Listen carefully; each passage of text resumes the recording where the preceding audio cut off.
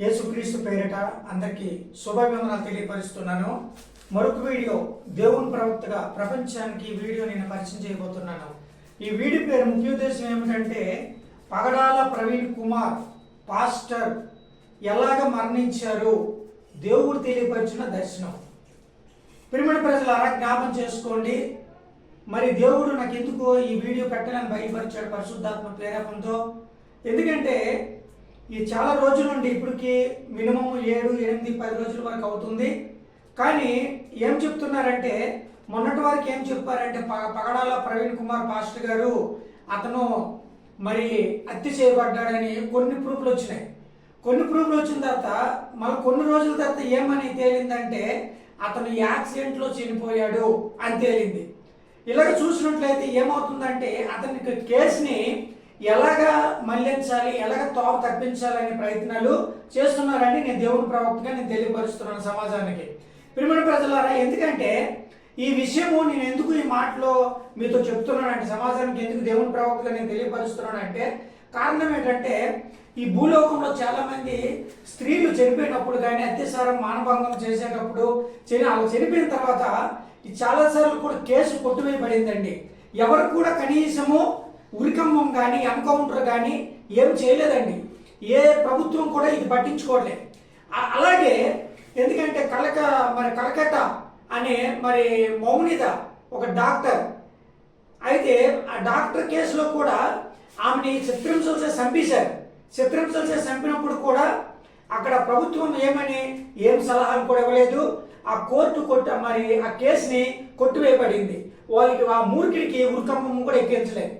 ఇలా చూసినట్లయితే ఈ పగడాల ప్రవీణ్ కుమార్ పాస్టర్ మంచి గొప్ప దైవజనుడు, మంచి సువార్థికుడు, మంచి సత్యమైన వాక్యం బోధించే వ్యక్తి, ఒక దైవజనుడు, మంచి సేవకుడు అనమాట.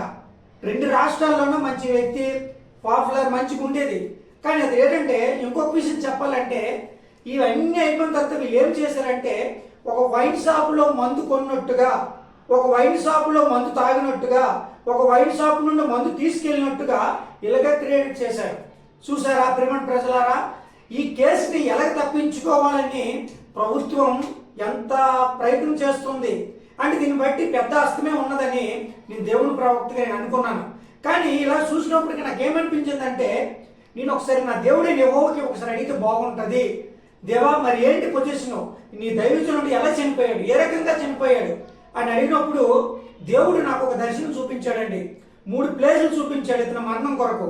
ఏ ప్లేసులు చెప్తాను చూడండి. మరి శుక్రవారము 28వ తారీఖు ఏహూజవున 3 గంటలకి దేవుడు ఒక దర్శనం చూపించాడండి. అదే దర్శనం అంటే పగడాల ప్రవీణ్ కుమార్ పాస్టర్ గారిని ఏ రకంగా వాళ్ళు చంపారు, ఏ రకంగా అతను మరి హతసాక్షిగా అయిపోయాడనే విషయంలో దేవుడు ఒక దర్శనం చూపించాడు. ఈ దర్శనం కోణంగా నేను ఏం చేశానంటే ఒక ప్రవక్తగా ఒక ప్రణాళిక గీసానండి. ఒక ప్రణాళిక గీసిన తర్వాత పరిశుద్ధాత్మ జ్ఞానంతో నేను ఒక ప్రణాళిక గీసిన తర్వాత నాకు ఏమనిపించిందంటే 1 పాయింట్ ఇక్కడ 1వ ప్లేస్లో అతనికి ఏం చేశారంటే అతనికి వెంబడించారు, అతనితో గొడవలాడారు. డైరెక్ట్ చంపలేదండి, అతనికి వార్నింగ్ ఇచ్చారు. వార్నింగ్ ఇచ్చిన తర్వాత అతను ఒప్పుకోలేదు. అదేవిధంగా మళ్ళీ 2వ ప్లేస్లోనికి అతను ఫాలో అవుతుండగా 2వ ప్లేస్లో ఏం చేశారంటే అతన్ని భయంకరంగా కొట్టారనమాట. ఎంత భయంకరంగా కొట్టారో అంత భయంకరంగా కొట్టారు. కాబట్టి అక్కడ కూడా అతన్ని లాస్ట్ ఫైనల్ కడ ఊపిరితోటి అతనికి మాట్లాడారు. ఏమని మాట్లాడారంటే మారుతావా మారవా అంటే దేవుడు నాకు తెలియపరిచిన ఒక పరిశుద్ధాత్మ స్పిరిట్ అనమాట ఇదంతా. ఆ మాట్లాడు 3వ ప్లేస్ కాడ ఏం చేశారంటే అతన్ని చంపేశారు. అతన్ని చంపేసి 3వ ప్లేస్లో అతన్ని చంపేసి అతని మీద బైకు పడేశారు. చూడండి ప్రియమైన ప్రజలారా, ఎందుకు ఈ విషయం నేను చెప్తున్నాను అంటే ఒకవేళ యాక్సిడెంట్ అయితే అతనికి పెట్ చైన్ పగిలిపోవాలా. కానీ పెట్స్ కూడా పగిలిపోలేదు. పెట్ చైన్ ఏమైంది అక్కడ బండ మీద పెట్టినట్టుగా కనబడుతుంది. రెండోది యాక్సిడెంట్ అయ్యేటప్పుడు హెల్మెట్ కంపల్సరీ పగిలిపోతుంది, మనిషి దూరంగా వెళ్ళిపోతాడు, లేక కాళ్ళు చేతులు ఇరిగిపోయినట్టు అయిపోతాయి, లేక కాళ్ళు చేతులు ఇరిగిపోవాలా, లేక చేతులేని ఇరిగిపోవాలా, లేకపోతే ఎముకని దెబ్బ తగలలా, లేకపోతే మొండెముకని ఎఫెక్ట్ కలగల. ఇన్ని ప్రాబ్లంలు ఉన్నాయండి యాక్సిడెంట్ విషయంలో. ఎంత లారీ గుద్దినా, లేకపోతే కారు గుద్దినా, లేకపోతే బైకులు గుద్దినా, లేకపోతే ఏదైనా సరే గుద్దినా సరే మనిషి బతకడం చాలా కష్టం, స్పాట్ డెత్.